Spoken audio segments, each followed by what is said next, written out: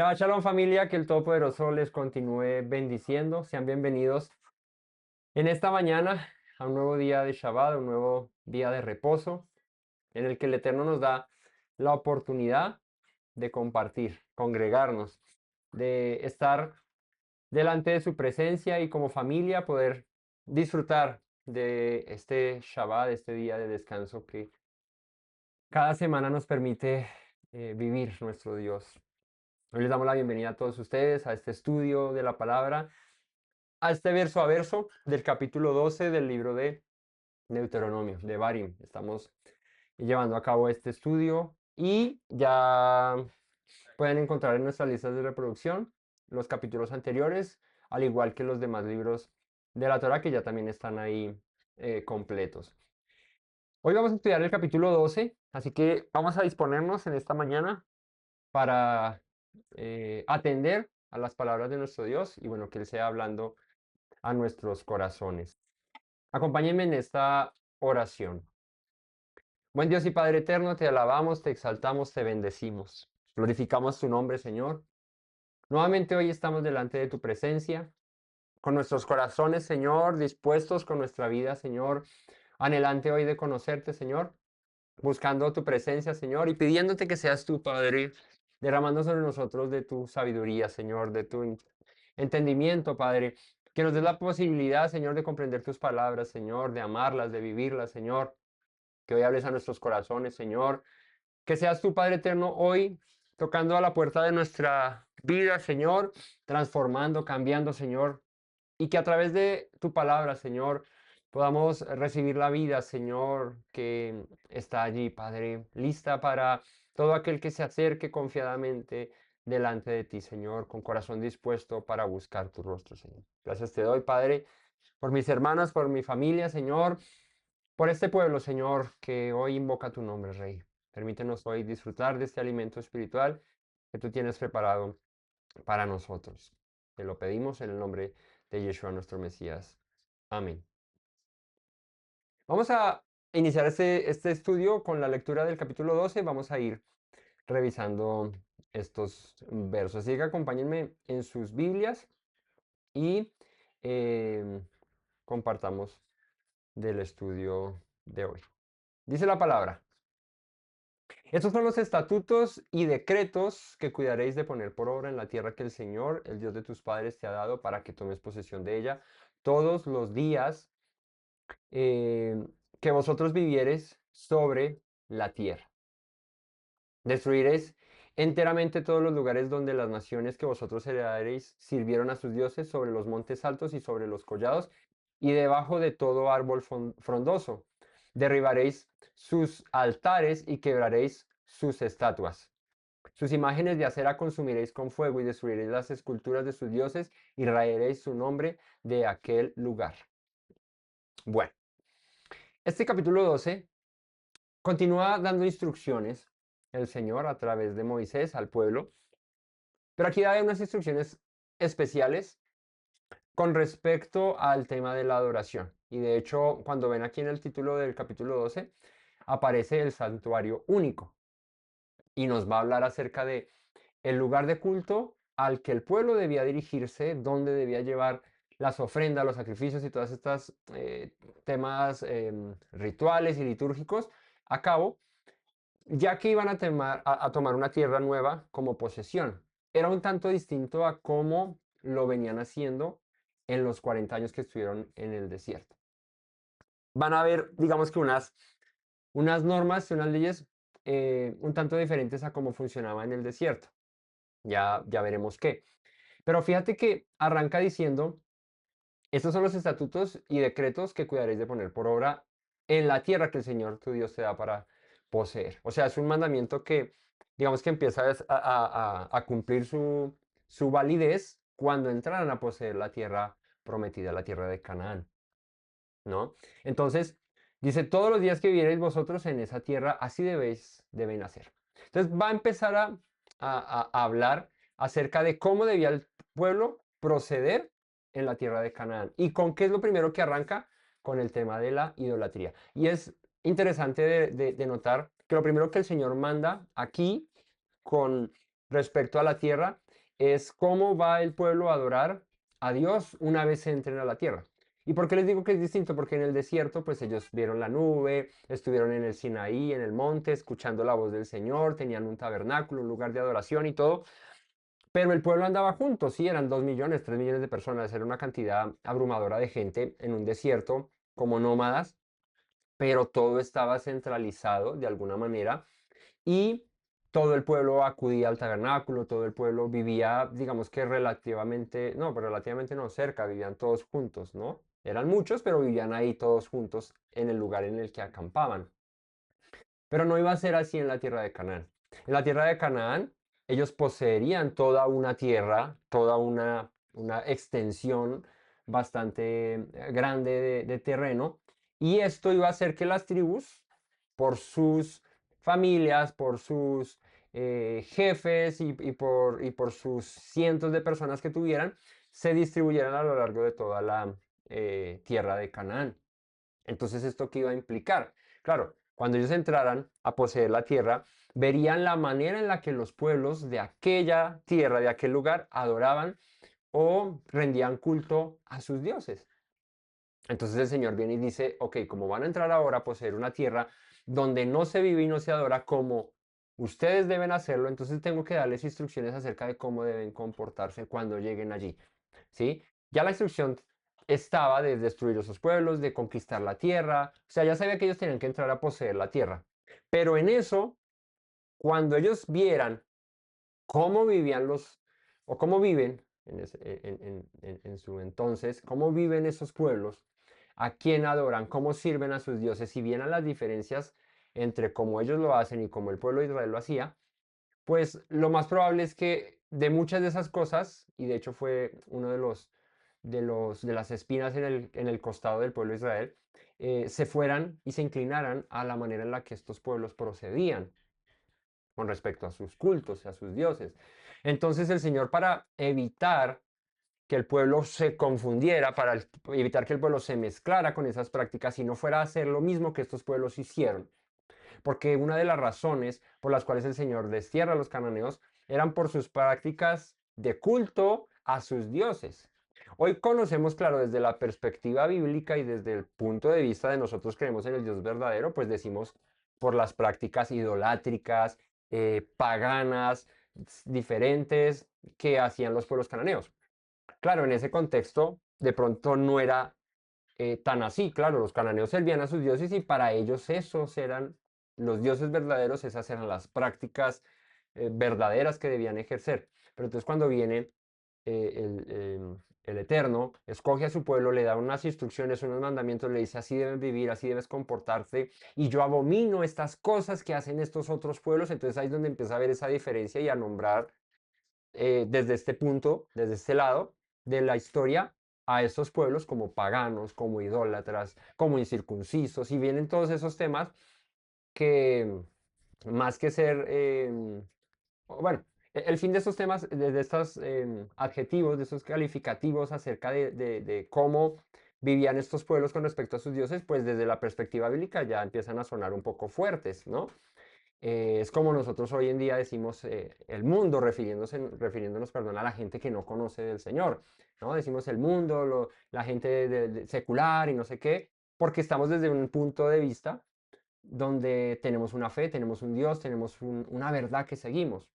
Pero en aquel entonces, claro, cuando todo estaba como de esta manera, pues pensar como que los cananeos dijeran nosotros somos aquí paganos y nosotros no adoramos a un Dios verdadero, pues no era tan así. Entonces cuando el pueblo entrara a conquistar y vieran a otros dioses, a cómo ellos les adoran, cómo ellos les sirven, pues Dios tiene que marcar la diferencia de entrada para que el pueblo no se fuese a desviar, porque como cualquier práctica puede que guste, puede que atraiga, puede que llame la atención y aún más por la manera en la que los pueblos cananeos servían a sus dioses. ¿Sí? Las prácticas de los pueblos cananeos eran prácticas eh, muy, eh, digamos que, ¿cuál sería el término? Eran prácticas muy desordenadas, podría ser, eran prácticas muy complacientes con con los deseos y las inclinaciones que como humanidad tenemos. Entonces, claro, viene un pueblo que no practica esas cosas, que no vive de esa manera y va a ver a un pueblo que, que se alegra y que se goza en sus dioses y que celebra a sus dioses de cierta manera. Y esto iba de pronto a llamarle la atención al pueblo de Israel y los iba a desviar. Tanto así que, aunque hubo la advertencia, vemos y porque conocemos la historia que nos cuenta la escritura, pues el pueblo siempre tuvo esa debilidad, ¿no? De hecho, en la llanura de Moab, aquí mismo donde están antes de pasar el Jordán, ahí ya habían cometido pecados idolátricos con otros dioses. ¿Recuerdan a Baal Peor? El pecado del dios de Peor fue mezclarse con las mujeres madianitas y moabitas y fornicar con ellas y empezar a idolatrar y a participar de sus cultos. Aquí hay algo interesante, destruiréis y dice enteramente todos los lugares donde las naciones que vosotros heredaréis sirvieron a sus dioses, sobre los montes altos, sobre los collados, debajo de todo árbol frondoso. Esas eran prácticas em, cananeas. Derribaréis sus altares y quebraréis sus estatuas y sus imágenes de acera consumiréis con fuego y destruiréis las esculturas de sus dioses y raeréis su nombre de aquel lugar. Y aquí menciona un término que para nosotros de pronto es conocido, acera. Este término acera que aparece ahí en mayúscula eh, es un término refiriéndose a una diosa eh, fenicia, una diosa cananea que se llamaba Acera, que es la misma conocida como Astarot, Astarte, es esta misma diosa. Y los pueblos cananeos la adoraban, hacían imágenes de ella en madera, de talla en madera, y les rendían culto. Pero ¿cómo era el culto, por ejemplo, de la diosa Acera? La diosa Acera era conocida como la diosa de la fertilidad. Para los cananeos, ella era la esposa del tan conocido dios cananeo Baal. Y los ritos y los cultos que se presentaban a esta diosa eran todos temas de inmoralidad sexual, de desorden sexual, de orgías y de cosas que, por eso les decía, cuando el pueblo llegara y entrara a ver ese tipo de cosas que dice el pueblo, nosotros no practicamos, pero esto lo hacen y para ellos es normal y esa es la manera de servir a sus dioses y su dios lo aprueba, pues entonces va a haber un choque de identidad y decir, bueno, si ese Dios lo aprueba, el nuestro no lo aprueba, ¿a quién seguimos?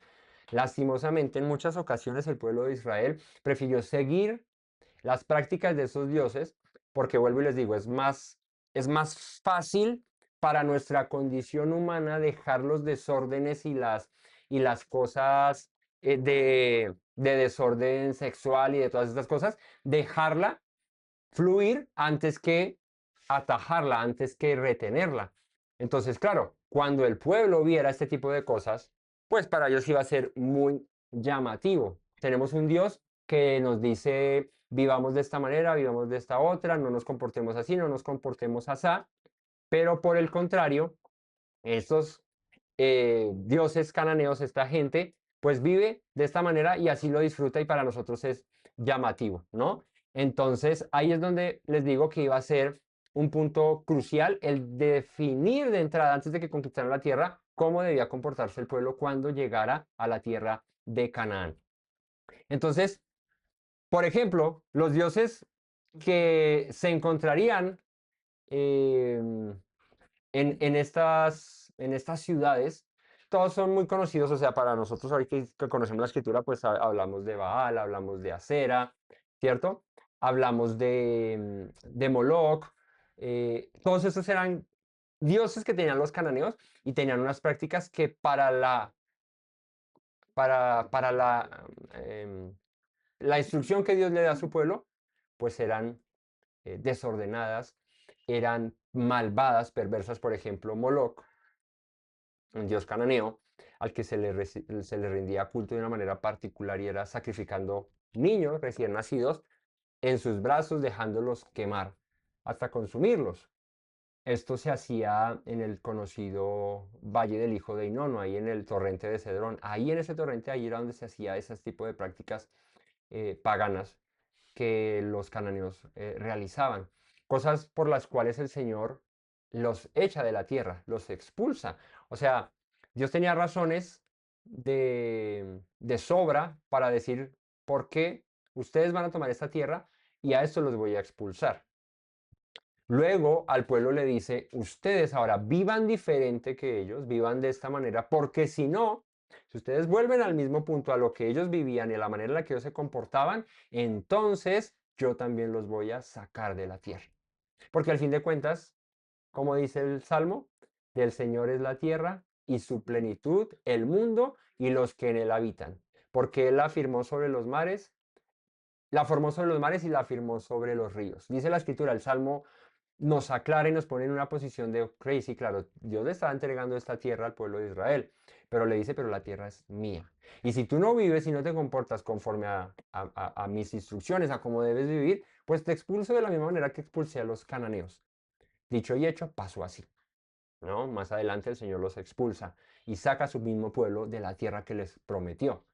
Ahora, no dejó de ser la tierra que les prometió, pero por causa del pecado tuvo que expulsarlos. Y con esto le dio descanso a la tierra, con esto renovó muchas cosas y luego le permite a Israel regresar luego de 70 años de cautiverio por parte de los babilonios. Pero ya era un pueblo mermado, ya era un pueblo diferente y bueno. Entonces, digamos que a lo largo de la historia vemos que Israel por más de que tuvo las instrucciones del Señor desde el principio, desde antes de que pasaran las cosas, o sea, no fue como que iban ya sobre la marcha y Dios le dice, no, ahora ya no le rindan culto a este Dios, solo a mí, no, desde el principio le dio todas las instrucciones a Israel para que vivieran conforme a esas palabras. Entonces ya sabiendo a qué se atenían, el pueblo dijo, vamos a hacerlo, haremos todo lo que el Señor ha dicho que hagamos, pero cuando entraron y se dejaron vislumbrar, ¿no? Se dejaron apantallar y convencer por las prácticas de esos pueblos que habitaban Canaán, pues muchos comenzaron a desviarse. En tiempo de los reyes, luego de que el reino de Israel se parte en dos, ¿no? Y que unos se van con el hijo de Salomón, que era Roboán, y otros se van con Jeroboam, que era el siervo de Salomón, en Judá, según nos menciona la escritura, pues ahí quedó el templo y ahí quedaron sacerdotes y todo, pero muchos de los reyes, tanto de Judá como de Israel, o sea, de las tribus del norte y de las tribus del sur, que sería donde estaba Jerusalén, pues se desviaron, se pervirtieron. Muchos reyes descendientes de David se pervirtieron, ¿no? Reyes como Manasés o reyes como el otro que fue malvado. Bueno, se me olvidó. Reyes que hicieron lo malo, reyes que trajeron nuevamente la idolatría y la permitieron en el templo que el Señor escogió. Hoy estamos hablando del santuario único, del lugar único, ¿no? Entonces todo esto es para entender el por qué el Señor dice, háganlo de esta manera, procedan así y no se salgan de esto, porque al salir se van a permitir que se mezcle em, las prácticas y la manera de vivir de estos pueblos con la manera en la que yo les digo vivan y no compaginan, no compaginan.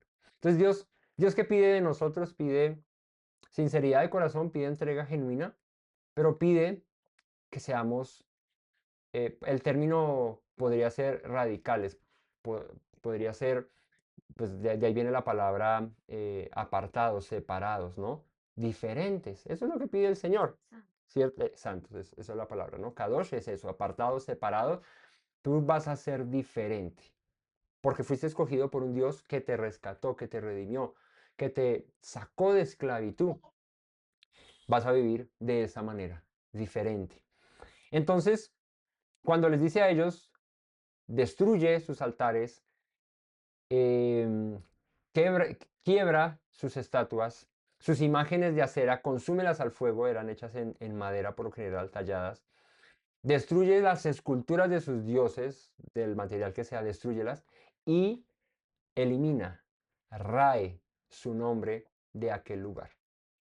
Tanto el pueblo obviamente iba a ser exterminado, iba a ser acabado, pero los lugares de adoración debían ser eliminados por completo, por completo.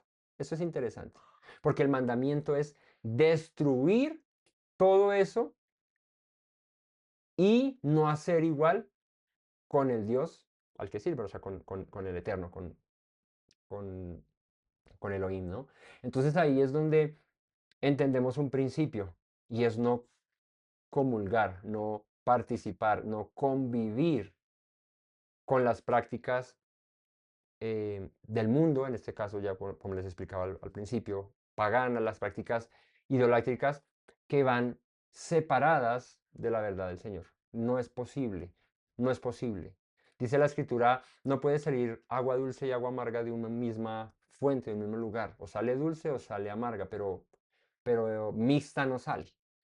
Y la escritura es muy diciente en cuanto a lo diferentes que debemos ser y a lo tajantes que debemos ser con esto. O eres luz o eres oscuridad, pero el medio, de hecho en el Apocalipsis lo menciona, por cuanto eres tibio, te vomito. O eres frío o eres caliente. O sea, es mejor estar o mejor no estar a estar a medias, ¿cierto? Entonces, claro, cuando el pueblo iba a entrar a conquistar la tierra, les dice a ustedes, destruyan por completo y borren su nombre de aquel lugar. Que no pregunte tu hijo, que nadie sepa que aquí hubo otros dioses que adoraban, ¿sí? Porque cuando empieza a haber esa curiosidad, entonces miremos aquí, miremos allá, ¿será que, oye, y esta piedra, mire ese nombre, ¿quién será ese? Y no, y después descubren que era un dios, y este que hacía, y no sé qué, y entonces el pueblo empezaba a desviarse y empezaba, ¿no? Entonces, el propósito era no dejes rastro de nada de esto para que el día de mañana no te desvíes en pos de eso. No haréis así con el Señor vuestro Dios, sino que en aquel lugar, versículo 5, que el Señor escogiere de entre vuestras tribus para poner allí su nombre, para su habitación ese buscaréis y allí iréis. Entonces, fíjate, acá hay un asunto. El pueblo estaba en el desierto con un tabernáculo único en el centro y todas las tribus alrededor acampando. Lo hemos visto muchas veces. Hay imágenes acerca de esto, de cómo Israel acampaba, perdón, alrededor del tabernáculo. Pero una vez entrados a la tierra prometida, iban a estar ya distantes. O sea, ya no iban a estar en una extensión corta de tierra, sino pues, en una nación completa. Entonces, ¿qué iba a pasar? Claro que en la distancia podrían ellos empezar a irse en pos de otros dioses de los que en las naciones cananeas em, había, y esto podría eh, permear la nación y convertirse después en una nación que cometiera idolatría, que se fuera en pos de otros dioses, que sirviera a Dios incluso de la manera en la que se servía a los dioses de los cananeos. Entonces Dios le dice, no van a hacer así conmigo, sino que en el lugar que yo escoja, allí vas a ir. Allí llevaréis vuestros holocaustos, vuestros sacrificios, vuestros diezmos, la ofrenda elevada de vuestras manos, vuestros votos, vuestras ofrendas voluntarias, vuestras primicias de vuestras vacas y vuestras ovejas. Está diciendo de la parte ritual, de la parte litúrgica, de la parte sacrificial de ofrendas al Señor, lo vas a hacer en el lugar que Él escoja. No lo puedes hacer en ningún lugar más que en ese. ¿Eso qué evita? Que lo hagas a tu manera, que lo hagas como te parece, que yo creo que es mejor hacerlo así, yo creo que es mejor hacerlo así. Dios no se pone molesto por si yo lo hago así, Dios no se molesta si yo lo hago así. ¿Qué evita tener un lugar único de adoración? Pues que todas las prácticas se hagan conforme a como Dios lo ha ordenado. Y de esta manera, pues no ibas a desviarte. Entonces, cuando vayas a sacrificar, cuando vayas a presentar ofrendas, cuando vayas a presentar votos, ofrendas voluntarias, primicias, llévalas al lugar que el Eterno escoja en una de tus tribus dentro de vuestras habitaciones, donde menciona aquí, ¿no? De tu lugar de habitación donde vives ahora. Entonces, luego esto posteriormente entendemos que la misma escritura lo resalta y nos dice que escogió el Señor a Jerusalén, ¿no? El monte de Sión, a Jerusalén, el lugar de adoración. Ahí es donde se levanta el templo luego en tiempos de Salomón. Em, David trae el tabernáculo cuando, cuando estaba viviendo en Jerusalén, lo trae ahí. Y digamos que ahí, de ahí para adelante se empieza a centralizar el culto ahí. Oh, ok, estuvo el tabernáculo en otros lugares cuando Israel conquistó la tierra, allá iban a adorar. Entonces, centralización del culto para evitar que el pueblo adorara a su manera. Porque cuando uno empieza a meterle la cuota personal, la cuota humana, pues ahí es donde se peca, porque ahí es donde uno se desvía, ahí es donde uno empieza a decir, pero no creo que sea tan malo hacerlo así, no creo que sea tan malo hacerlo así, yo no creo que Dios conoce la intención, el deseo del corazón, que es adorarlo, buscarlo, y de intenciones con el Señor no se vive. ¿Y por qué? O sea, claro, hay que tener intención para adorar al Señor, pero cuando tú pones o antepones tu intención buena, que de hecho la escritura dice del hombre no puede salir nada bueno, sino lo que Dios ha puesto allí. O sea, cuando el hombre hace algo bueno es porque Dios lo ha puesto allí, pero de su propia cosecha no puede dar nada bueno el hombre. Entonces, cuando le metemos de nuestra propia cosecha a las instrucciones del Señor, ahí es donde erramos, porque entonces empezamos a meterle arandelas a las instrucciones, a los mandamientos, y empezamos a permitir cosas que el Señor no tolera, no permite. Entonces, lleva tus holocaustos, tus ofrendas, todo al lugar que el Señor escoja. Dice el versículo 7, come allí delante del Señor vuestro Dios, alégrate tú y tu familia en toda obra de vuestra mano, en la cual el Señor te hubiere bendecido. Aquí hay una instrucción que es interesante. Come allí delante de vuestro Dios, alégrate tú y tu familia de toda la obra que hizo tu mano, con la que el Señor tu Dios, te ha bendecido. Entonces, fíjate, hay una instrucción acá que luego el Eterno, en Deuteronomio 28:47, dice que el pueblo de Israel la incumplió y esta fue una de las razones por la que Dios los sacó de la tierra. Y es alegrarse en servir a Dios, alegrarse en presentar las ofrendas al Señor, en hacerlo con gozo, no hacerlo por obligación, porque bueno, esto se convierte en nuestra vida, se convierte en la vida del pueblo y no hay que hacerlo porque toca, sino por amor, con alegría, como cuando tú te esfuerzas y trabajas todo un mes para conseguir dinero porque quieres darle algo a tu hijo especial que él desea o que tú anhelas darle, ¿cierto?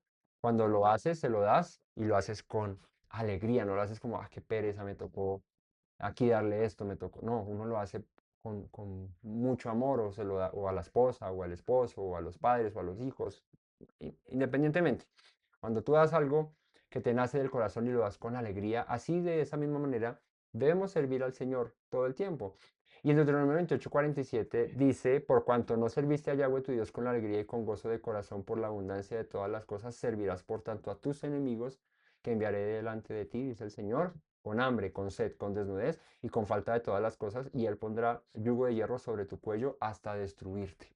Entonces, aquí hay algo interesante. El Señor dice, sírveme con alegría porque yo te proveo, yo te doy, yo te yo te sustento todo el tiempo, yo te doy todo lo que necesitas. Sirve con alegría, lo tienes todo. Porque si no, ¿cuál va a ser la consecuencia? Servirás a otros pueblos que yo voy a enviar a ti.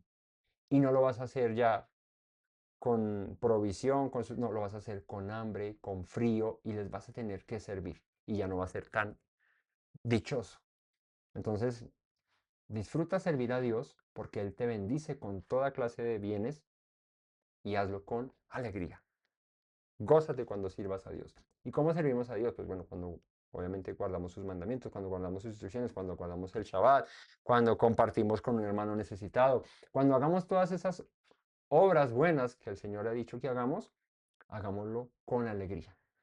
Cuando lo hacemos porque toca, ahí es donde dice Dios, ok, si lo estás haciendo de esa manera, bueno, entonces te va a poner a servir a otros, que sí te va a tocar hacerlo y ya no va a ser para tu bienestar, sino para tu tristeza, para tu dolor. Entonces, siempre tenemos que recordar este mandamiento. De hecho, hay una canción que en tiempos de festividad o en los Shabbat, a veces uno canta en hebreo, que dice Mitzvah Gedolat Amid Besimcha, que dice un mandamiento grande es estar siempre alegres, ¿cierto? Servir a Dios con alegría. Cuando tú sirves a Dios porque toca, mejor no sirvas. O sea, mejor no le presentes nada. O sea, es como cuando le quieres dar a tu esposa, a tu mamá, a tu papá, a tu hija un regalo, ¿cierto? Y dices, tome, ahí. Y la persona que lo recibe dice, pero no, mejor no me hubiera dado nada, porque si me lo da porque le toca, porque qué pereza, porque ahí. pues mejor quédeselo, yo no se lo estaba pidiendo. Y Dios de la misma manera dice, o sea, yo no te pido que lo hagas, pero si lo haces, hazlo, si lo vas a hacer, hazlo bien, hazlo de corazón, hazlo con amor, hazlo con gozo, con entrega, con pasión, que si no, pues por eso les decía, o frío o caliente es mejor ser sinceros, es mejor decir, no, yo no le voy con esto, yo prefiero no, porque pues para qué me comprometo en algo que la verdad no voy a hacer de corazón, de amor, ¿cierto? Con alegría. Pero si lo haces y te has comprometido y dices, yo quiero servir a Dios, pues hazlo con corazón, con amor y con alegría. Porque esa es la ofrenda que a Dios le agrada. El rito, no. Me cansé de sus holocaustos, de sus ofrendas, de sus sacrificios. Este pueblo en vano me honra y su corazón está lejos de mí. O sea, lo hacen porque les toca. No practican más que un mandamiento que les ha sido enseñado, dice la escritura. Entonces, si vivimos así, pues triste. Triste porque Dios no se alegra de que le sirvamos así. Pero si por el contrario vivimos con entrega, con pasión, con esmero, pues ahí es donde en el corazón de Dios hay alegría y para nosotros es bienestar, porque es que al final de cuentas todas estas cosas se traducen en un bienestar para nosotros. Yo te voy a bendecir, te voy a levantar, te voy a sanar, te voy a proveer, te voy a liberar de tus enemigos. Entonces, de esa manera hay que servir al Señor, con alegría, tú y tu familia, por toda la obra de tu mano que el Señor te dio. Y esto siempre tenemos que tenerlo presente. Tú tienes un trabajo, yo tengo un trabajo, ¿sí? Y ese trabajo que tú haces, que yo hago, es esa obra de tu mano, pero dice aquí que el Señor, tu Dios, te ha bendecido, en la que Él te ha dado. Porque si tú puedes trabajar hoy, es porque Dios te ha dado. Si tú tienes hoy una bendición, un sustento, una provisión, es porque Dios te la ha dado. No es por lo mucho que tú seas bueno, lo mucho. No, es porque Dios te la ha dado. Entonces, ¿qué dice el Señor? Sírveme con alegría, hazlo con agrado porque yo te he dado eso. Por amor, porque te amo. ¿Sí? Entonces, un pueblo que no tenía nada y que ahora lo tiene todo, no te olvides de quién fue el que te dio eso, ese todo que ahora tienes. Ese es esa es la moraleja de lo que pide acá el Señor. Tú y tu familia, enséñale a tus hijos a agradecer a Dios por lo que tú tienes. Ah, mi papá trabaja y me dio esto, sí, claro, pero tu papá trabaja porque Dios le dio ese trabajo, porque tiene la fuerza para levantarse todos los días a trabajar, porque tiene aliento, porque tiene la salud.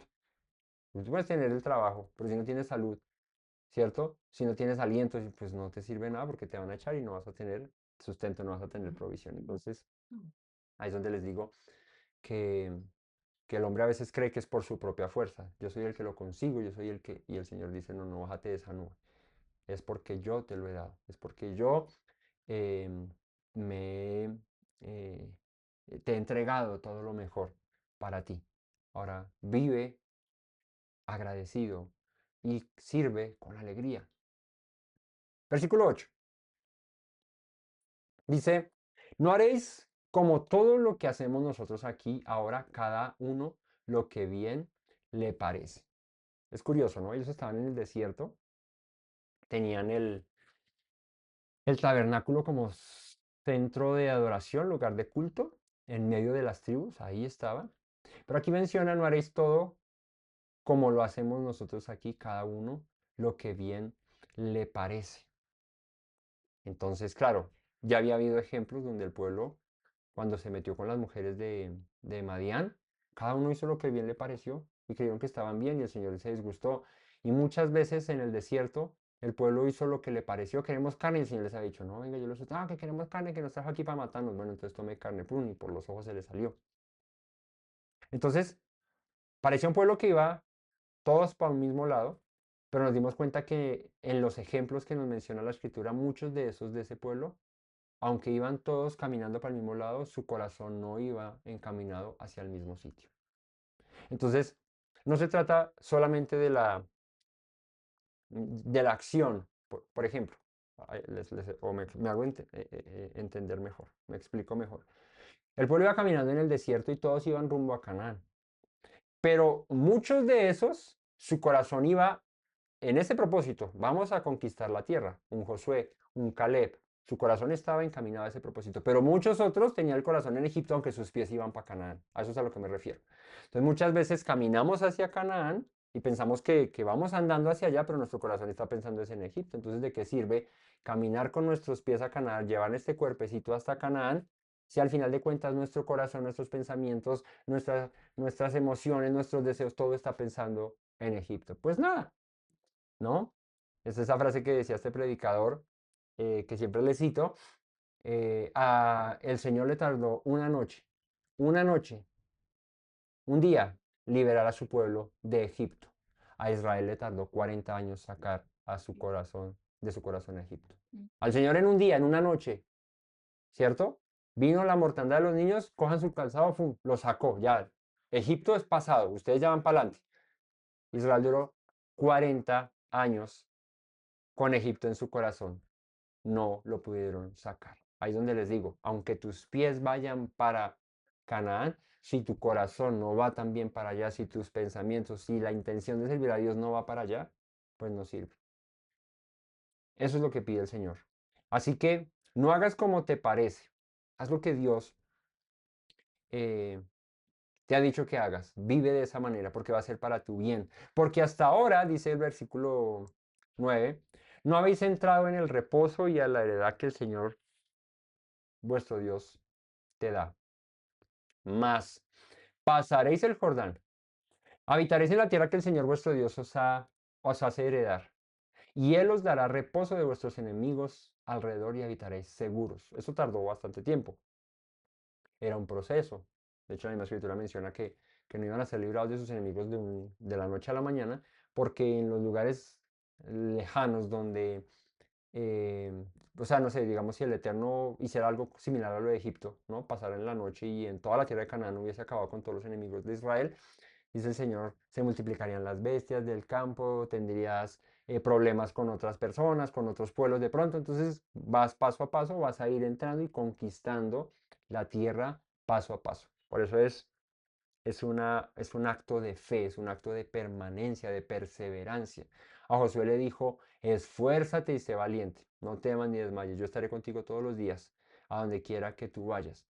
Pero tienes que ser muy fuerte, tienes que permanecer, no va a ser de la noche a la mañana. Claro, en Egipto era necesario que Dios lo sacara así, pero para conquistar la tierra no lo iba a hacer de la misma manera, porque Dios espera de nosotros fe para creer, esperanza, ¿cierto? Espera perseverancia, permanencia de nosotros. Él lo podría hacer. Él podría sanarte hoy, él podría darte el sustento y la provisión que necesitas hoy, o sea, o lo que tanto le pides te lo podría dar hoy así, rapidísimo, en un abrir y cerrar de ojos te lo podría dar. Pero ¿por qué Él no da las cosas así?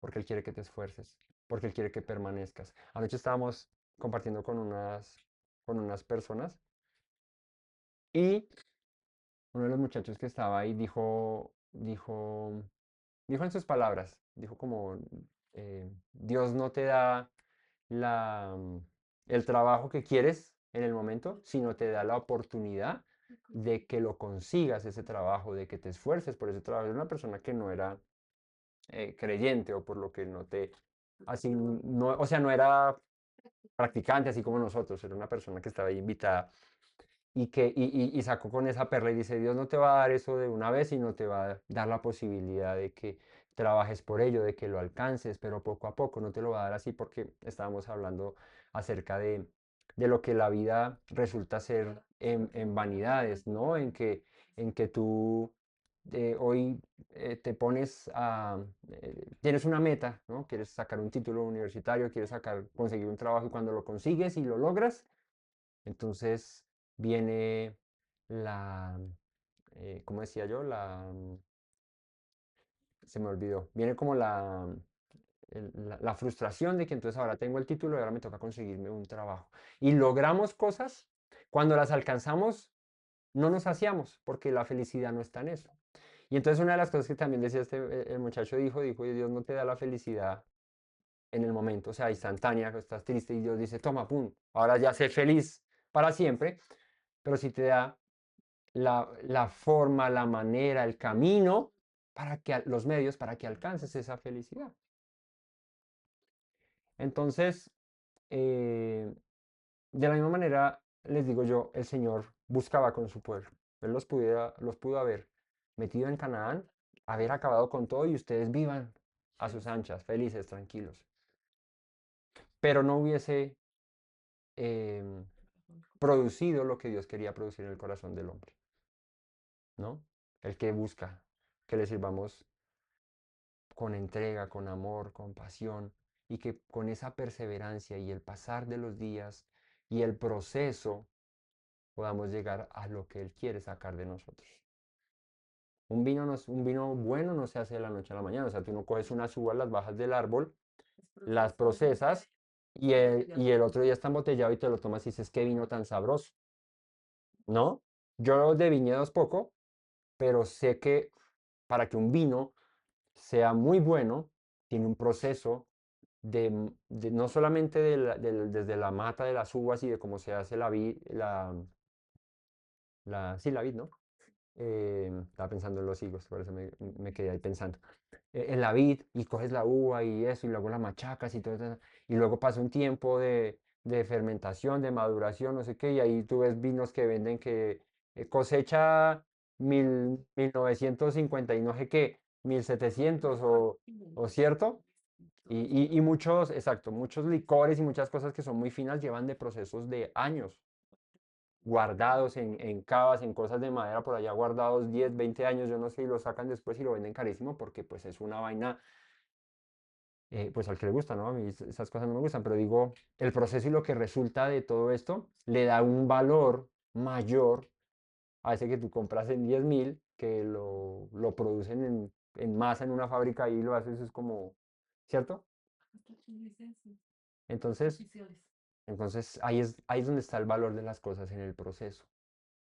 Y anoche hablábamos casualmente de eso, de vivir el proceso, de vivir la situación. Hoy estoy enfermo, bueno, pero la vivo con esperanza, con, con fe, creyendo que Dios me va a sanar, pero sin amargura, sin de resentimiento, sin decir, no, que esta vida que me tocó, que inmundicia de vida, sin queja, con contentamiento. Y el día de mañana estás pleno, con salud, con vigor, con trabajo, pues disfruta también esa plenitud que Dios te da, ¿cierto? Agradece a Dios. Entonces, la vida del hombre es eso, es es una montaña rusa de emociones, de sensaciones. Hoy estamos bien, mañana de pronto no tan bien, pero el punto es vivir cada momento con contentamiento y decirle a Dios gracias. Gracias porque hoy no estoy tan bien en esto, pero tengo esperanza de que mañana puede ser mejor y de que tú me das hoy este día, este presente, este hoy, este Shabbat, que estamos aquí reunidos, me das este día para poder hacer mejor las cosas, para vivir, para tener esperanza, para tener mis ojos puestos en ti y saber que mañana será mejor, que mañana será, como dijo una cantante, será bonito. Mañana puede ser mejor. Entonces, es eso. A Israel le dice, entra y posee la tierra, esfuérzate, ¿cierto? No desmayes. Va a ser difícil. Claro, nadie dijo que sería fácil, pero nadie dijo que sería imposible. Es posible, pero Dios espera de nosotros perseverancia, mantenernos. Pasaréis este Jordán y habitaréis en la tierra que Yahweh tu Dios te da para heredar. Él os dará reposo de todos vuestros enemigos alrededor y habitaréis seguros. Y al lugar que Yahweh vuestro Dios escogiere, 11, para poner él su nombre, allí llevaréis todas las cosas que yo os mando. Vuestros holocaustos, vuestros sacrificios, vuestros diezmos, las ofrendas elevadas de vuestras manos, todo lo escogido de vuestros votos, allí lo que habréis prometido al Señor, lo llevaréis.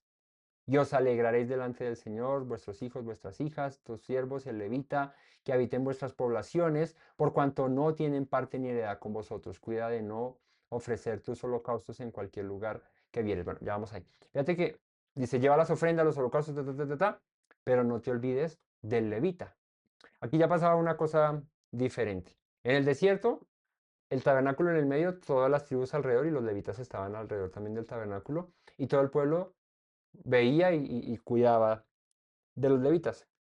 Pero aquí ya cuando entraran a la tierra de Canaán, los levitas no vivirían todos en el mismo lugar. De hecho, el Señor da unas ciudades para que los levitas habiten en medio de todo Israel. Cuida de no olvidarte de ellos, porque ellos no tienen heredad, ellos no tienen esa porción que tú recibiste. Entonces vas a cuidar de ellos, a sustentarlos y de lo que es participante para ellos, que pues eran los diezmos, las ofrendas, los holocaustos, los sacrificios, las primicias, todo eso al final de cuentas se presentaba al Señor, pero era para el sustento de los levitas, no te olvides de hacerlo. Cuídate de no ofrecer tus holocaustos en cualquier lugar que vieres. Claro, ya no tendrían el templo tan cerca, el tabernáculo tan cerca, ya estarían más dispersos entre la tierra de Canaán.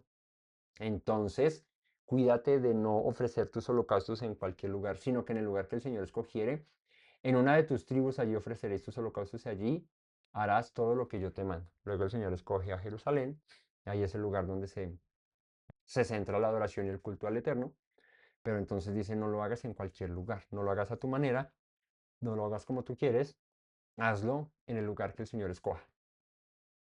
¿Eso para qué? Para las ofrendas, los holocaustos, las primicias, todo lo que les decía al principio es la liturgia, lo ritual, los mandamientos de presentar esas ofrendas al Señor, de sacrificios y todo, para el sostenimiento también de los levitas y de la cual también participaba aquel que la llevaba. Pero era respecto a eso. Luego dice el versículo 15, con todo esto podrás matar y comer carne en todas tus poblaciones conforme a tu deseo. O sea, no estaba prohibido el sacrificar un animal y tú comértelo. Lo que estaba prohibido era sacrificar el animal que era ofrenda, primicia, diezmo, ¿cómo se llama? Otro tipo de ofrenda, voto, ¿sí? Eso no lo podías tú sacrificar en tu casa o en el lugar que tú quisieras y decir, esto es la primicia del Señor y aquí me lo... No, tenías que llevarlo al lugar. Pero si tú querías matar un cordero, una vaca, un toro, un ovillo, lo que fuera, que no fuese ofrendas del Señor, pues hazlo en tu tierra, en tu casa, donde quiera que estés. Dice, según la bendición que el Señor te ha dado, el inmundo y el limpio la podrá comer como la de gacela o como la de ciervo. Yo me ponía a pensar, aquí hay dos cosas. Una, lo que Dios te haya dado, lo puedes comer. El inmundo y el limpio la puede comer. ¿A qué hace referencia? Como está diciendo que puedes matar un animal de tu casa, de tus rebaños, y te lo vas a comer, no importa si estás limpio ceremonialmente o impuro ceremonialmente hablando, te lo puedes comer. O sea, no pasa nada. ¿Qué no se puede hacer eso? Cuando se lleva una ofrenda al templo. Cuando tú llevas una ofrenda al templo a presentarla, tú debías purificarte y presentarte, por eso no podrías presentar una ofrenda siendo inmundo. Pero inmundo era ceremonialmente hablando, ritualmente hablando, tenías que hacer una purificación, exacto, ¿cierto? Y entonces tenías que estar puro para hacerlo, ¿verdad?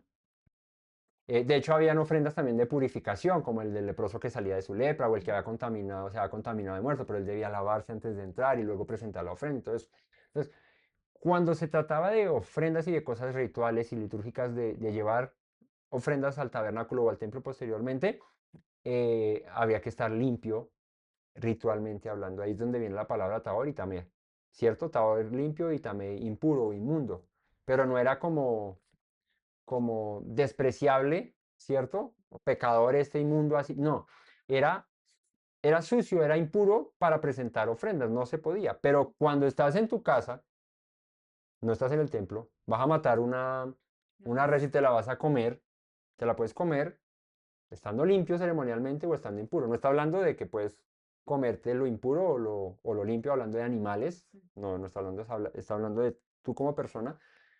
Estés limpio o no estés limpio, te la puedes comer. ¿Por qué tus discípulos no se lavan las manos antes de comer? Invalidan con eso la tradición de nuestros ancianos.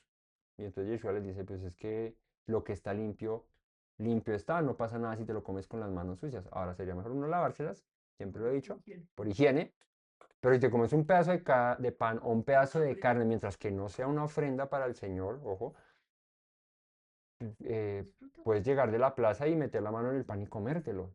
Sí, tienes las manos sucias porque cogiste dinero, pues tú verás ahí, pero no pasa nada, disfrútalo, es limpio porque es algo, un alimento permitido, ¿cierto? En ese orden de ideas ya hablaremos es de kosher, el alimento permitido.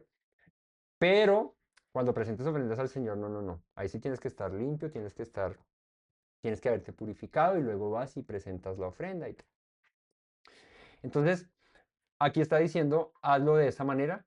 Y dice luego, lo podrás comer, dice, como la de gacela o como la de ciervo. Entonces yo decía, ¿cómo así que como la de gacela o como la de ciervo? ¿No?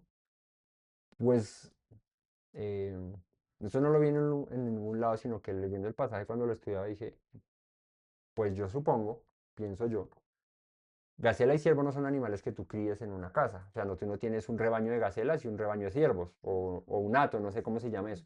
Son animales de caza, pero no de caza con S, sino de caza con Z, de los que tú sales al bosque y los cazas.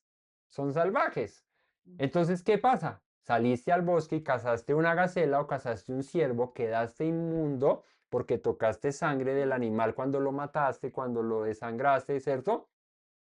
Pero el animal en sí no es inmundo porque es un animal kosher, te lo puedes comer. Entonces a eso es a lo que se refiere. Come lo que Dios permitió que puedes comer, las cosas kosher, Levíticos 11, las leyes dietéticas, cómetelo en cualquiera de tus habitaciones. Así estés limpio o estés impuro, no pasa nada, te la puedes comer. Pero si vas a presentar ofrendas al Señor, eso sí es diferente. Solamente, y hace una advertencia que la ha hecho desde tiempos de Noé, cuando el Señor permite al hombre comer carne, dice solamente que sangre no comeréis, sobre la tierra la derramaréis como agua. Entonces puedes comértelo, pero eso sí tenlo presente. Porque claro, cuando tú llevas una ofrenda al tabernáculo, la sangre se derrama, se ponía en el altar, se consumía allá y no tenías posibilidad tú de coger la sangre y comértela alguna cosa. Digamos que está regulado. Pero ahora que no va a estar regulado el tema del sacrificio, porque ahora tú vives en cualquier lugar de la tierra de Israel, no olvides que la sangre, aunque no sea derramada para un sacrificio en un altar como el de Jerusalén, del tabernáculo del templo, tú no te la puedes comer. Tienes que seguir derramándola en la tierra. La sangre no comeréis sobre la tierra, la derramaréis como agua. La escritura nos explica por qué la sangre no se come, porque en la sangre está la vida, dice la escritura, ¿cierto? Hay que dejarla sobre la tierra de donde vinimos, ¿cierto? Ahí tiene que volver. No comerás ni comerás en tus poblaciones el diezmo de tu grano, de tu vino o de tu aceite, ni las primicias de tus vacas, ni de tus ovejas, ni los votos que prometisteis, ni las ofrendas voluntarias, ni las ofrendas elevadas de tus manos, sino que delante del Señor tu Dios las comerás en el lugar que Yahweh tu Dios hubiera escogido. Tú, tu hijo, tu hija, tu siervo, tu sierva y el levita que habita en tus poblaciones, te alegrarás delante del Señor tu Dios de toda obra de tus manos. Ten cuidado de no desamparar al levita en todos los días sobre la tierra. Entonces, fíjate, vuelvo. Diezmos, ofrendas, grano, vino, aceite, primicias. Tú podías tomarte un vino en tu casa, pero si era una ofrenda de libación al Señor, era una ofrenda de, del producto de tu tierra porque tenías un viñedo y la primicia de ese viñedo la sacas, tenías que llevarla al Señor, dice, no te la puedes comer en tu casa, tienes que participar de ella en el lugar que el Señor escogiera. Las ofrendas tenían una particularidad y es que el que las llevaba también participaba de ellas. No solamente es que el sacerdote que sacrificaba el animal o que recibía la ofrenda, sino que aquel que la llevaba comía de ella y dice, la vas a comer, dice aquí el versículo 18, en el lugar que el Señor escogió, la puedes comer tú, tu hijo, tu hija, tu siervo, tu sierva y el levita que habita en tus poblaciones. Te alegrarás delante del Señor tu Dios de toda la obra de tus manos. Creo yo que lo más común, seguramente, ante una persona que tiene, no sé, que tiene vacas, ovejas, que tiene sembradíos de uva, que tiene cultivo de trigo, de cebada, de lo que sé. Entonces le llega la cosecha de la cebada y la primicia de la cebada, pues si tienes una cosecha grandísima, un campo grandísimo, pues la primicia debe ser grande, ¿no? O tenías, no sé, muchas cabezas de ganado y de esas paren su primer hijo unas, ese primogénito es para el Señor. Entonces imagínate a una persona llevando este tipo de ofrendas hasta el lugar escogido. Seguramente iba con su familia, con sus siervos, iba porque había que llevar muchas cosas para presentarle al Señor. Entonces, cuando llegaras allá, dice, las presentaréis en el lugar escogido y allí las comerás. Tú, tu hijo, tu hija, tu siervo, tu sierva y el levita que habita en tus poblaciones. Te alegrarás delante de Yahweh tu Dios de toda la obra de tus manos. Ten cuidado de no desamparar al levita. Entonces puedes participar de ellas, vas a comer. Entonces es un tanto distinto a como hoy se perciben los diezmos y las ofrendas y todo esto, ¿no? Hoy en día el diezmo, la ofrenda, las primicias se perciben llevarlas a un lugar y el que participa de eso pues es solamente el pastor o el líder de aquel lugar o los de aquel lugar. Pero en lo que bíblicamente se habla, la persona que llevaba la ofrenda, el diezmo, la primicia, también comía de esa diezmo, primicia de ofrenda. Imagínate, vivías en la tierra de Zabulón o en la tierra de Neftalí, Galilea de los gentiles, de la cual dice Yeshua, ¿no? Al norte de Israel, a la parte de arriba, y tenías que ir hasta Jerusalén a presentar ofrendas. Llegabas a Jerusalén y presentabas la ofrenda, que el levita se la comiera solo y tu mero viaje tan largo y no participar de ella, o sea, ahí es donde por eso uno le halla lógica al mandamiento porque Dios lo, lo piensa así, ¿no? Pero yo digo, pues bueno, claro, un viaje tan largo, llegas, presentas ofrendas, participa, participa de ellas, no vas a ver allá el levita, uy, me llegó el almuerzo, ahora sí, hágale, mijo, y usted allá mirando. No, o sea, o sea, creo yo, no sé si me estoy equivocando, es lo que estoy viendo aquí, interpretando esto un poco, y es, pues estás participando de lo que Dios te dio, estás llevándolo para que el levita también sea sustentado, cumpliendo con el mandamiento de darle a Dios lo que le pertenece, claro, lo que pertenece, pero tú participas de eso que Dios te pidió que le dieras también. Porque al final de cuentas, ni Dios come vaca, ni Dios toma vino, ni Dios come cebada, ni pan, ni tortillas amasadas, ni tortillas fritas, y todo lo que se presenta en las ofrendas, que son un jurgo de cosas de las cuales menciona la escritura que se presentan. Dios no come esas cosas, o sea, en lo literal. ¿Eso quién se lo come? Pues nosotros, los humanos. Entonces, pues el levita comía y la persona que iba con su familia a presentar las ofrendas, pues también participaba de ellas. Entonces, dice, "Mm, cuando Yahweh tu Dios ensanchar tu territorio, como él te ha dicho, y tú dijeres, comeré carne porque deseas comerla, conforme a lo que deseaste, podrás comerla. O sea, por eso, si vives en el extremo norte de Israel y tienes ganas de un pedazo de carne y puedes comerte una de tus reses, porque de hecho, eh, cuando tú eres un pueblo que vive de eso, pues claro, es costoso matar una res y no se mataba todo el tiempo, ¿sí? O sea, hoy en día tienes una nevera y vas y compras una libra de carne. Pero en esa época no había carnicerías para comprar una libra de carne. O sea, si tú matabas una res, tenías que tener la familia suficiente para comértela, ¿cierto? Si no, convidar a otros y preservar lo que pudieras, ¿cierto? Pero hasta ahí. Entonces no era como que todo el, todo el día, todos los días yo saco un pedazo de carne y me lo frito. No. Lo que te durara una res y luego, más adelante, si otra vez podías, lo hacías, ¿no? Entonces no era, seguramente no era muy común. De hecho, vemos en la escritura, por ejemplo, Abraham estaba sentado a la tarde, en el atardecer, estaba allá, y vino el Señor, ¿no? Y él se le presenta, y bueno, todo el asunto que conocemos cuando le viene a dar la promesa de Isaac. Pero eh, dice que cuando vinieron estos visitantes, Abraham le dijo fue y cogió un cabrito, ¿cierto? Lo sacrificó, cogió leche, pan eh, y atendió a aquellos visitantes, ¿no? Era una señal de, de ser un buen hospedador, de poderle brindar algo, a alguien importante, algo valioso para nosotros, que es matar un animal. Pues vuelvo y les insisto que no era, saque un pedazo de carne ahí, hácelo, mija, que hay en la nevera ahí que compré ayer. No, Era todo un proceso y era el costo de un animal, ¿cierto? Era una vida para alimentar a otros. Entonces, a eso es a lo que voy. El Señor tiene cuidado de todo y por eso dice, cuando vayas y presentes tus ofrendas, también vas a participar de ellas, tú con tu familia, incluso tus siervos, y el levita y todos participarían de ello.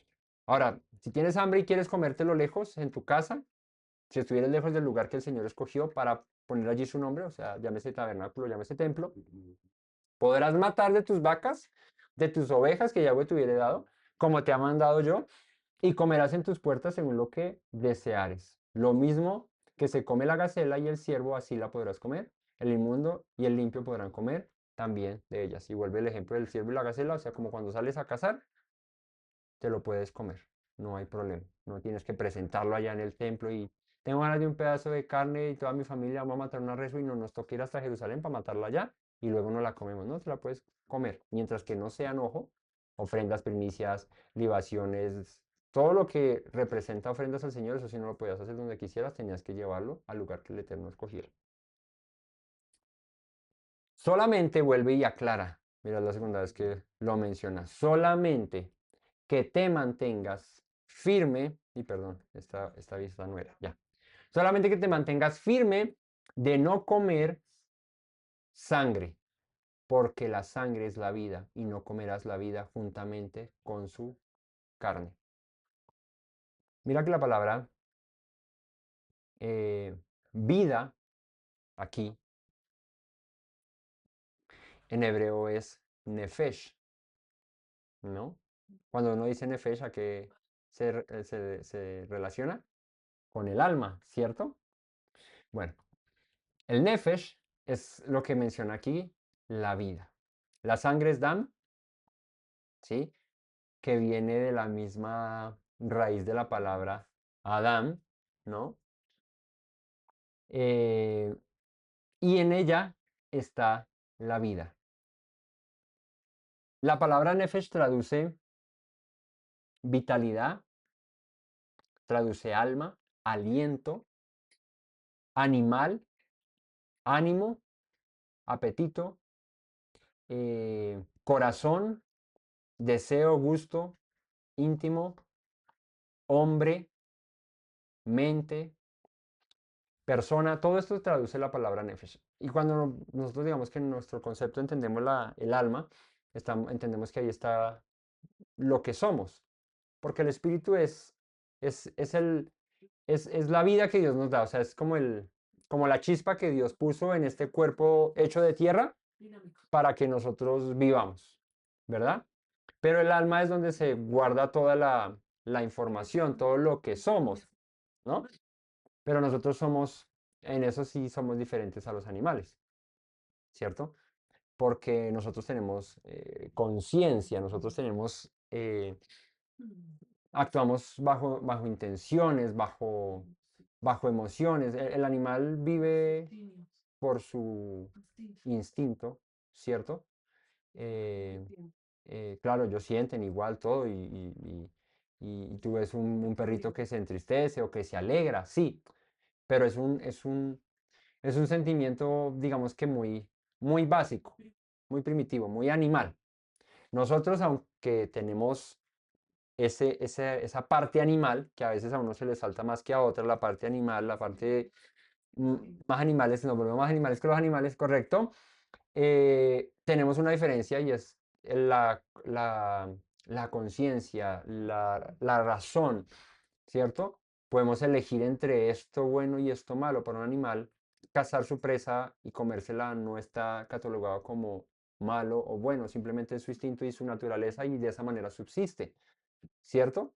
No es un león no es más malo que una jirafa, porque la jirafa come plantas y el león come carne y tiene que matar a otro animal. No, simplemente son animales. Nosotros sí, por el contrario, en la conciencia que el Señor nos ha dado, nos dice, claro, come la carne que quieras, pero la sangre, porque ahí está la vida, no la puedes comer, tienes que derramarla. La sangre se usaba para la expiación de los pecados, para el perdón de los pecados, ¿cierto? La sangre le pertenece al Señor. Por eso cuando se sacrificaba el animal se derramaba la sangre, luego se iba allá y se presentaba en el propiciatorio, la sangre del macho cabrío se regaba allá para hacer expiación por los pecados, porque sin derramamiento de sangre no hay perdón de pecados. Alguna vez nos decía con respecto a la sangre, con respecto a los sacrificios, que es pues un ser viviente, un ser vivo, está poniendo su vida para darte vida a ti. Cuando tú te alimentas de un animal, consciente o inconscientemente tienes que saber que ese animal que murió te está dando vida a ti, ¿cierto? Entonces digamos que en el concepto, perdón que me están abriendo los ojos, en el concepto más eh, primitivo del asunto de alimentarnos como con animales, con otros seres vivos, es entender eso, que otro pone la vida para darnos vida a nosotros.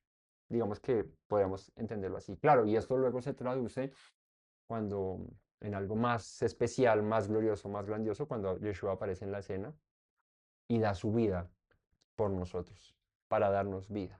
Entonces ahí entendemos lo que está detrás de por qué Dios permite que comamos carne de animal, ¿no? Que comamos animales como tal. Y bueno, de eso ya hemos hablado en Levíticos 11, los que están permitidos, los que no, no es el tema, pero a lo que voy es eso. Entonces el Señor dice, mantente firme de no comer sangre, porque en la sangre está la vida, no comerás la vida juntamente con la carne, no la comerás, en la tierra la derramarás como agua. Debía volver a la tierra, de donde salió. No comerás de ella, para que te vaya bien a ti, a tus hijos después de ti, cuando hicieres lo recto ante los ojos de Yahweh. Esto quiere decir, entiendo yo, que habían prácticas no solo cananeas, de otras naciones también, en las que está entre su dieta comer sangre, ¿sí? De hecho, en la cultura colombiana, dentro de la dieta colombiana, eh, no sé si toda occidental, pero aquí en Colombia hay costumbre de comer sangre en ciertos alimentos, ¿sí? Es cultural, es costumbre. Pero de ahí a que esté bien, eso es otro asunto. Pero digamos que he escuchado, bueno, hay alimentos que incluso antes de conocer la Torah consumía, como la rellena que está hecha de sangre o con sangre, pero hay creo que sopas también con coágulos de sangre que hacen. Los claros, esos. ¿Cierto? Lo que pasa es que yo fui Movistar. Eh, la sopa de claros, ¿no? No de clarita, no, de claros. Y hay otras prácticas como para cuando estás enfermo, que coger un chulo y matarlo y tomarse la sangre del chulo y todas esas cosas que tiene el hombre en su sabiduría ancestral, que cuando uno ve a la luz de la escritura, pues es más bien su brutalidad ancestral, porque a quién se le ocurre como tomarse la sangre de un animal tan, tan horrible, o sea, no es porque el animal sea horrible, sino por lo que, el oficio más bien, que hace el animal, que es limpiar todos los desperdicios y las basuras del mundo, ¿no? Comen carroña, comen animales muertos, podridos de 10, 20 días y allá están comiendo los chulos, ¿no? Y que eso puede ayudarte a mejorar de una enfermedad como el cáncer o como eso, y uno dice, pero bueno, el asunto es que Dios le dice a su pueblo, no comerás la sangre porque en ella está la vida, la tienes que derramar, la sangre se usa para la expiación de los pecados, no tiene otro fin más que ese y darte vida, ¿no? Darte vida. Entonces, las cosas como son, aunque veas pueblos allí donde vas a tomar la tierra por posesión, que hagan estas prácticas, tú no las cometas, no las vayas a practicar, no te olvides, mira que lo ha recalcado ya varias veces, no te comas la sangre, no lo hagas, para que te vaya bien. Pero las cosas que hubieres consagrado, tus votos, las tomarás y vendrás con ellas al lugar que el Señor escogiere. Ofreceréis tus holocaustos, la carne y la sangre sobre el altar de Yahweh tu Dios, y la sangre de tus sacrificios será derramada sobre el altar de Yahweh tu Dios, y podrás comer la carne.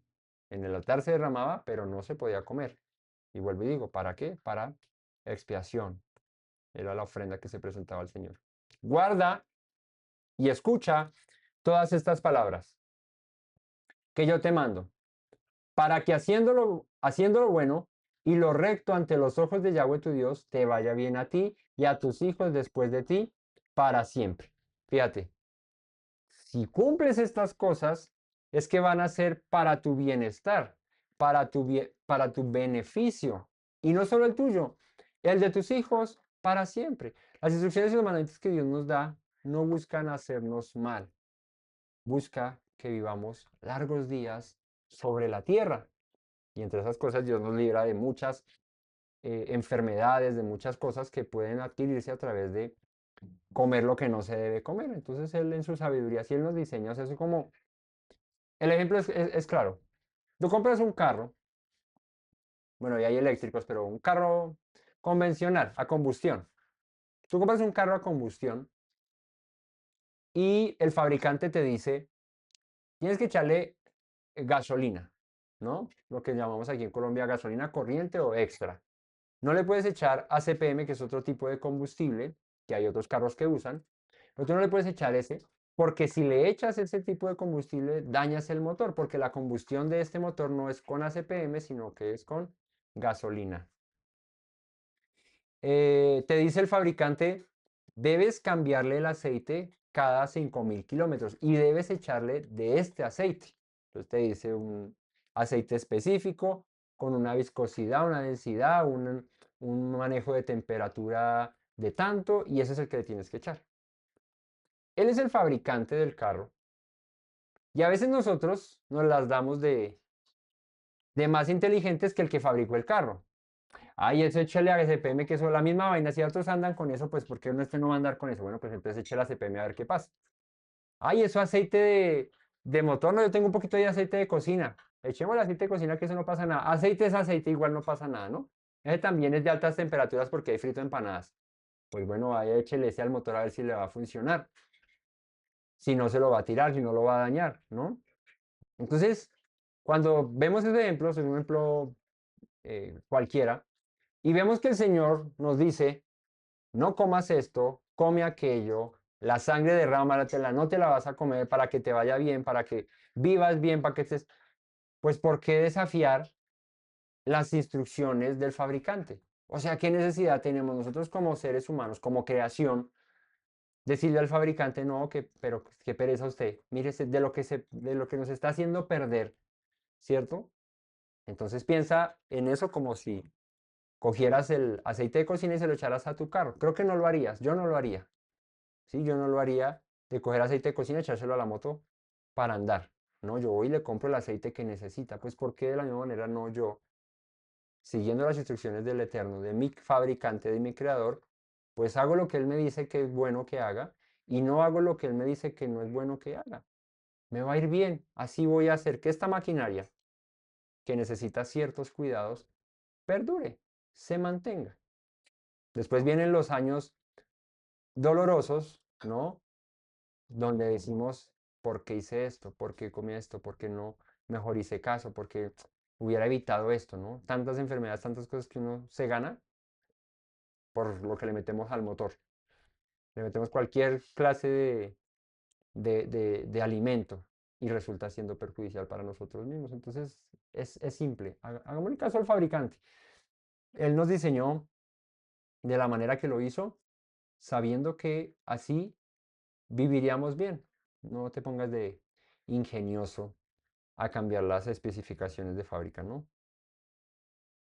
29. Cuando Yahweh tu Dios te haya destruido, cuando haya destruido, perdón, delante de ti las naciones a donde vas a poseerlas y las heredes y habites en su tierra, guárdate que no tropieces yendo en pos de ellas, después que sean destruidas delante de ti. No preguntes acerca de sus dioses, diciendo de tal manera que servían aquellas naciones a sus dioses, yo también les serviré. No harás así a Yahweh tu Dios, porque toda cosa abominable que Yahweh aborrece, perdón, hicieron ellos a sus dioses. Pues aún a sus hijos y a sus hijas quemaban a fuego. Recuerden que les dije Moloch al principio, pues este era el dios al que le presentaban sus hijos. Las quemaban a fuego a sus dioses. Cuídate de hacer todo lo que yo te mando, no añadas a ello ni le quites, no te pongas de ingenioso con el manual de instrucciones que el fabricante dejó.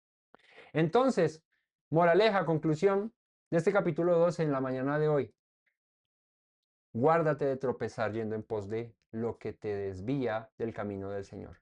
Destrúyelo, acábalo, no compartas, no convivas con Él, no convivas con con la idolatría. Hoy en día no está una imagen de acera, no está el Baal ahí en la casa, no tenemos que entrar a destruirlo, pero en nuestro corazón sí muchas veces hay eso. De hecho, la escritura menciona acerca de cosas de las cuales el hombre entrega su corazón y lo vuelve un Dios para sí, ¿no? Por ejemplo, la escritura menciona, estaba buscando un pasaje, em, estaba en, se me perdió, em, se me perdió, bueno, se me perdió, no sé, tenía un pasaje ahí, que habla, bueno, en el Beshacha se habla acerca de lo que podemos nosotros también idolatrar, ¿no? De lo que nosotros también podemos poner en nuestro corazón. Y muchas veces cuando en nuestro corazón está la codicia, está el rencor, está la envidia, está, bueno, muchas cosas que puedan ponerse en nuestro corazón, pueden volverse, en este orden de ideas, ídolos también para nosotros. Y Dios dice, no habites con ellos, destrúyelos, desarráigalos, que no pregunten luego, ¿y este Dios cuál era? Entonces, ¿eso cómo se traduce en nosotros? Entreguemos a Dios todo lo que a Él no le agrada y no convivamos con ello. A veces nos acostumbramos a convivir con la envidia, a veces nos acostumbramos a vivir con, con la mentira, a veces nos acostumbramos a vivir de tantas maneras y pensamos que ya es parte de nuestra personalidad, si soy yo, eso es parte del paisaje y Dios dice, no convivas con eso, elimínalo, arráncalo, destrúyelo. No compartas. No practiques cosas que en este mundo se practican y llámalas buenas. No, no, no. Al pan, pan y al vino, vino. Lo que Dios dijo que era malo, llámalo malo. Y lo que Dios dijo que era bueno, llámalo bueno. Pero no convivas así. Porque si vives de esa manera, Dios te va a echar de la tierra como lo hizo con los pueblos cananeos. ¿Sí? Es mejor no haber conocido que conocer y apartarse. Eso lo rezamos muchas veces como cuando vemos ejemplos externos. Vemos a gente externa y decimos, no, mire, ese, si ves que como dice la Biblia, es mejor no haber conocido que haber conocido y apartarse. Y ese se apartó y mire cómo está. Y lo vemos como muy distante, como muy de otros. Pero nos damos cuenta en nuestra propia vida, que nosotros, habiendo conocido muchas de estas cosas, nos hemos apartado de ellas. Lo hacemos trivializado, le metemos menos importancia, decimos, eso no tiene tanto sentido. Ay, pues usted sí también tan cansón con esa lora. Si que Dios estuviera preocupado de eso, no, pues si lo dijo, Dios sí está atento a cómo vives conforme a eso. Entonces, no lo manifestemos en otras personas, sino más bien mirémonos a nosotros mismos y digamos, yo que he aprendido en todos estos años que llevo conociendo de la Torá, que para mí hoy es trivial, que para mí hoy no tiene importancia, porque eso es haber conocido y haberse apartado. Cuando tú empiezas conoces algo y lo empiezas a practicar y de repente, de un día a otro, de un tiempo acá, empiezas a dejarlo de practicar, de vivir y ya no lo haces, pues eso es haber conocido y haberte apartado del mandamiento y sabes que tú eres mejor no haberlo conocido nunca. Nosotros decimos, sí, yo hace 10 años aprendí que no se debe comer cerdo y hasta hoy no me volví a comer un cerdo. Ah, listo, no te has apartado. Bueno, pero hace 10 años también escuchaste que hay que guardar el día de Shabbat y hoy no lo guardas como es debido. Ah, entonces sí te apartaste, entonces de nada te sirve no comer el cerdo si el Shabbat no lo guardas bien. Eso es lo que yo siempre les he dicho. Yo a veces parezco lora mojada con eso, pero es que esa es la esencia de todo esto. O sea, si nosotros creemos que porque hacemos unas cosas y no nos hemos apartado de ellas, pero las otras las hacemos a medias, ¿no nos hemos apartado? Sí, claro, te has apartado. Te has apartado. O sea, o sea, ¿cómo podemos decir si yo leía la Biblia todos los días y ahora no la leo ni la cojo para mirarla? No fue apartarme de algo bueno que yo debía haber hecho? Pues claro, ¿sí? Entonces, a veces muchas de las cosas que pasan en nuestra vida, muchas de las situaciones que se presentan en nuestra vida son una consecuencia de nuestro haber oído y habernos apartado de lo que habíamos conocido. Entonces, mantengámonos, cuida de no hacer así con el Señor, más bien mantente con Él. Y como dice el 32, cuidaréis de hacer todo lo que yo te mando, no añadas ni quites. Cuando cosecha el hombre, de su propia cosecha solo salen cosas malas. Así que cíñete a lo que Dios dijo. No le quites ni le pongas. No te pongas de ingenioso, porque el que diseñó nuestros cuerpos, nuestra vida, el que planeó todo esto fue Él. Así que vivamos conforme a ese manual de instrucciones y verás que todo saldrá bien. Que el Todopoderoso les bendiga, familia, en este día de Shabbat, les guarde, les proteja y que su palabra haya llegado a nuestros corazones y produzca lo que Él espera de nosotros que produzca. Que el Todopoderoso les guarde. No olviden las palabras de nuestro Mesías Yeshua que dijo, si permanecen en mis palabras, serán verdaderamente mis discípulos y conocerán la verdad y la verdad los hará libres. Shabbat Shalom a todos. Me presento nuevamente, mi Rey, mi buen Señor. Mis pasos se han desviado, necesitan dirección. En tu amor me he refugiado, Yeshua, pues así al Padre puedo hoy decir.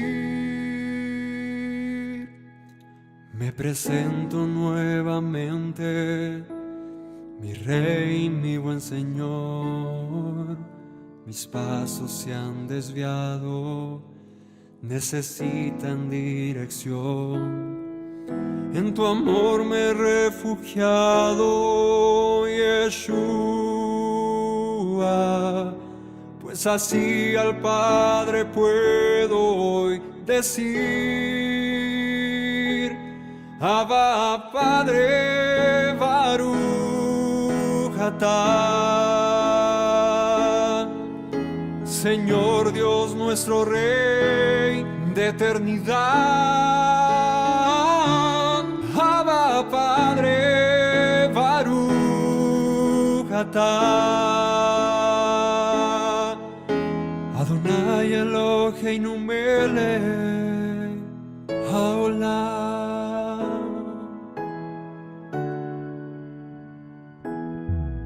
Me presento nuevamente, mi Rey, mi buen Señor. Mis pasos se han desviado, necesitan dirección.